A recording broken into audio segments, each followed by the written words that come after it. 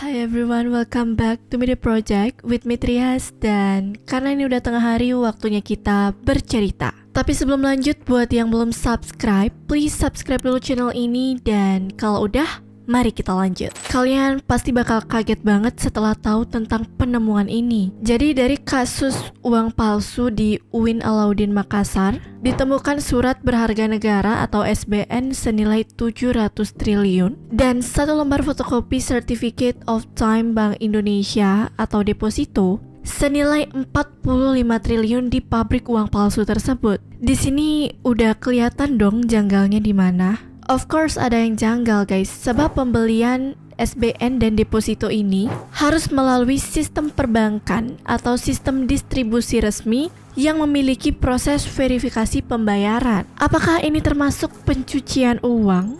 Dan kira-kira siapa oknum-oknum yang terlibat? Karena gini guys, jika pembayaran dilakukan dengan uang tunai, maka bank atau lembaga keuangan akan memeriksa keaslian uang tersebut menggunakan alat deteksi uang palsu. Dan jika pembayaran dilakukan melalui transfer bank, sistem akan memastikan uang berasal dari rekening yang valid dan sah. Sedangkan yang menjadi pertanyaan, itu semua kan uang palsu, terus kenapa bisa lolos verifikasi? Apa jangan-jangan alat deteksi banknya yang perlu diganti nih? Karena sulit membedakan antara uang palsu dan uang asli. Atau bisa jadi itu uang asli yang dibilang uang palsu guys. Ada beberapa faktor yang bisa menyebabkan uang palsu ini lolos verifikasi. Yang pertama, karena teknologi pemalsuannya canggih. Jika uang palsu sulit dibedakan dari uang asli, maka alat deteksi standar akan sulit mengidentifikasinya. Kalau nggak salah dengar sih, mesin uang palsu yang ada di pabrik ini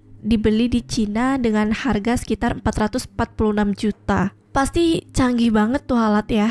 Selain faktor tadi, sistem deteksi yang lemah juga menjadi salah satu alasan kenapa uang palsu bisa lolos verifikasi. Kurangnya edukasi masyarakat atau pengawasan yang lemah oleh lembaga keuangan dalam pengedaran uang palsu dapat memperpanjang masa edar uang palsu guys. Namun terkait penemuan ini kita masih harus menunggu pengecekan selesai dan klarifikasi dari pihak terkait. Tapi guys, dari hal ini ada satu hal yang aku sadarin yang berkaitan sama uang palsu ini. Pernah nggak terbesit di pikiran kalian kalau kasus uang palsu ini adalah jawaban dari fenomena inflasi kita selama ini? Karena jika uang palsu tidak terdeteksi selama 14 tahun ya, selama bertahun-tahun itu, uang palsu itu akan berfungsi seperti uang asli dalam perekonomian, meningkatkan jumlah uang beredar atau money supply, dan dalam jangka panjang ini dapat mendorong inflasi jika pertumbuhan ekonomi atau produksi barang dan jasa tidak sebanding dengan peningkatan uang yang beredar guys. Kalau menurut kalian gimana guys? Apakah pendapat kalian sama seperti aku atau kalian punya pendapat lain? Dan kira-kira kenapa ya uang palsu itu bisa lolos verifikasi? Apakah memang benar karena alatnya yang lemah? Atau ada oknum-oknum di balik semua ini? Aku mau tahu tanggapan kalian tentang pembahasan ini, so please tuliskan di kolom komentar.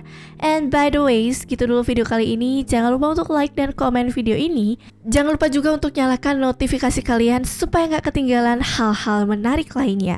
Kira-kira setelah ini kita bakal bahas apa lagi ya guys? Komen di bawah dong. Thank you so much for watching and see you in next video. Bye-bye.